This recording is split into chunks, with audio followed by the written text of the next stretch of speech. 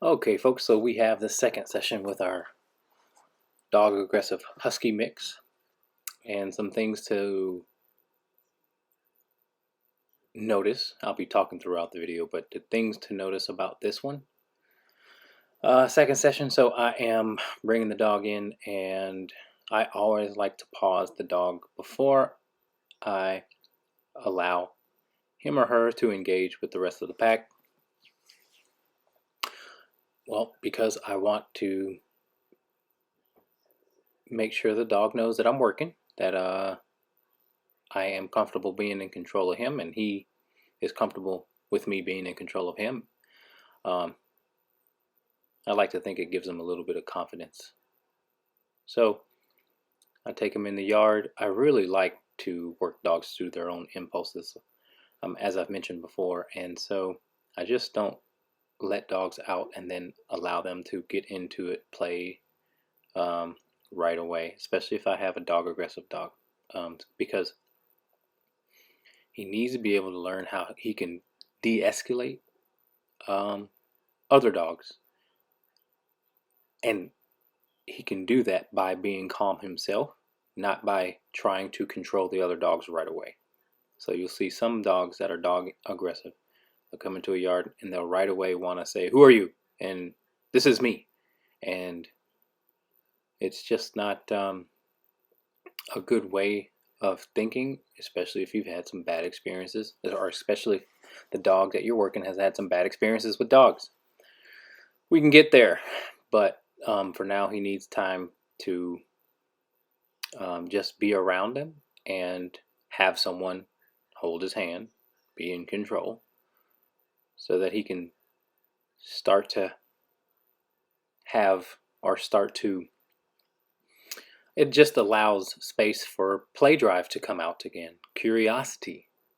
So you'll see that his curiosity comes out, and he will start to become playful. But notice this, guys, his play is still not genuine play. It's still play mixed in with insecurity, because you'll see me throughout this video step in between him and my dogs, and I'll even start to try and play with him too, only because he gets very focused, especially on the Great Dane, because he's bigger.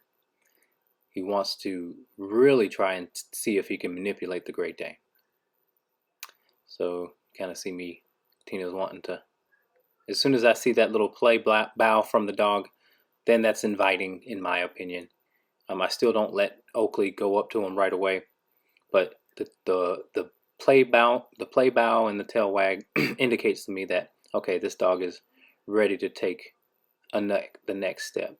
So I let my dogs then go up to him, and take them off of him too after a while, or excuse me, just after just a brief introduction. That's one of the things that I like to do. When dogs get introduced, when I introduce them to the pack, I'll allow them to sniff, but then I'll separate my dogs. And then generally, again, you have two of those sort of scenarios where the dogs are sniffing like that. Then again, I can generally then take the next step and drop the leash.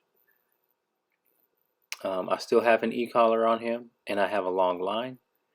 So the e-collar is there to interrupt behavior, or de-escalate.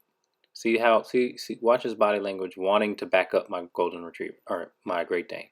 See how he rushes in and really wants to try and back him up. So notice how Oakley deals with it, because he, again, my Great Dane is very respectful, very social, and even gives space to a dog who doesn't necessarily, at the moment, deserves it.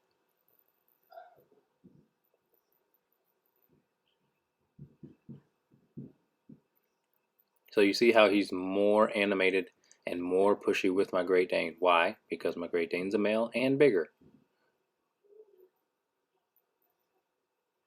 So I sit him because I like to give dogs breaks when I feel like they are not able to, they're in sort of a reactionary thought process. And I like to interrupt that again, just to bring him down to baseline, calm him, and then we resume play.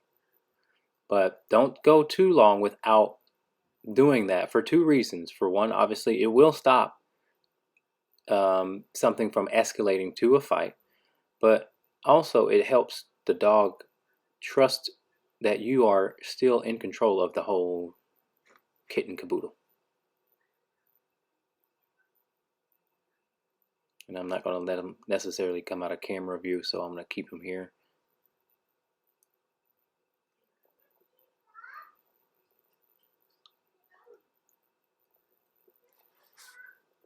And at this point, my Great Dane's kind of saying, I don't really want to play with him. He kind of plays rude.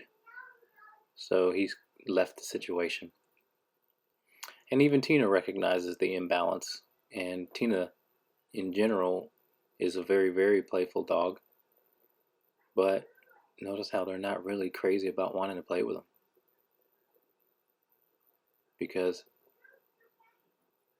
Gray is his name. They feel that Gray is trying to prove something. And it kind of turns them off a little bit.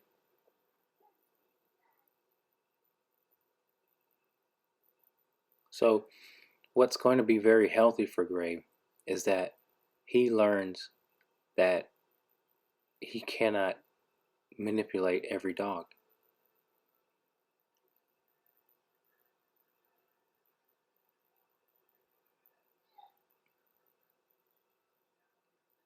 He doesn't have to be so stiff posture-wise. He doesn't have to be so forward. He can give space. Because right now he's all taking space or standing his ground. And that comes from a place of insecurity.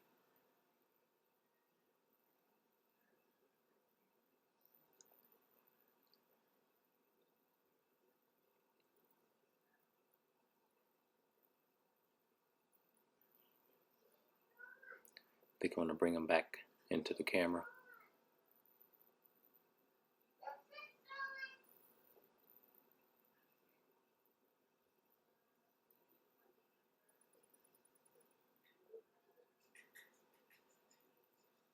There we go.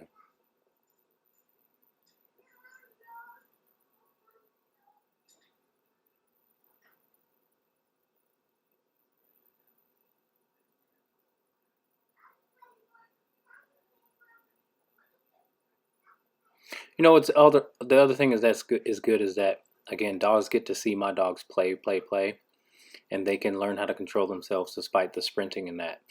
It's really good for a dog to see that, especially one who, again, has an aggressive past when it comes to dogs.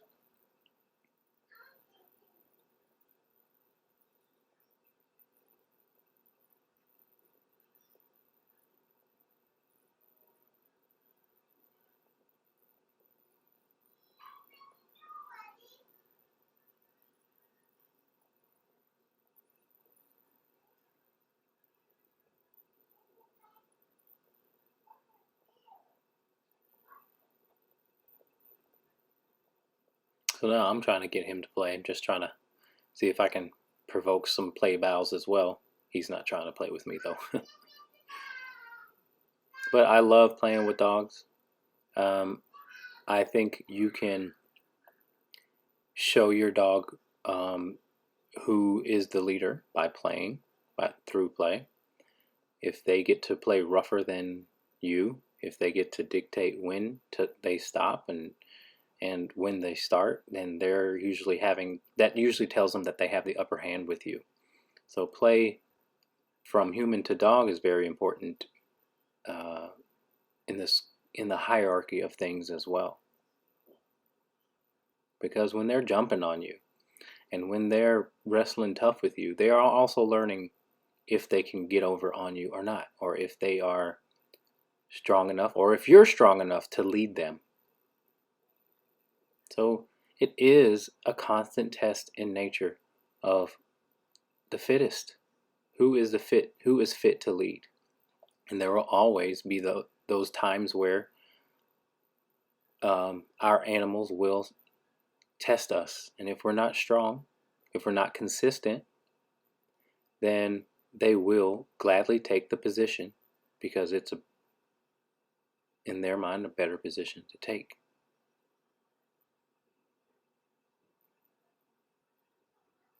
Boom. So okay, Oakley did back him off a little bit there, but Oakley's not the most dominant dog, guys. He really would rather not have any conflict with any other dog. However, he has gotten irritable in the past and done nothing other than, growl or bark. But with his pure size and most dogs being smaller than him, they want to try and pick on him because by his size, see how he's jumping up? He's doing that jumping stuff. He really is trying to provoke a weakness, to try and exploit a weakness out of my Great Dane. So I just want you guys to know that play isn't just play, especially if dogs don't know each other just yet. And then those positions between dogs in your house can change. When dogs get injured, when dogs get older, and another dog senses that, sometimes confrontation happens just purely from that.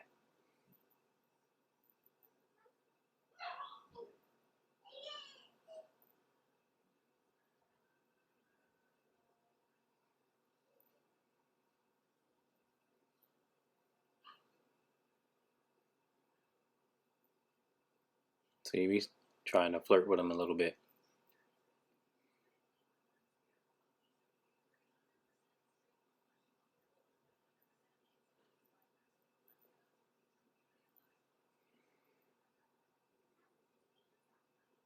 So you see, second session is better.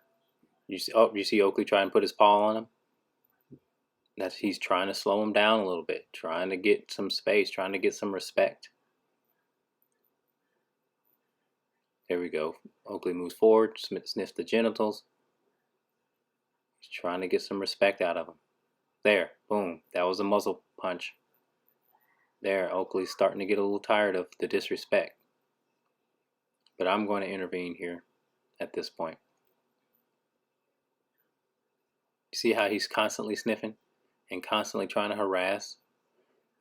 All right, guys. Well, I mean, we are ending up on this and our session here, and I just want you guys to kind of know where we're at. We'll do a part 3 as well and see if we can see some differences in his behavior.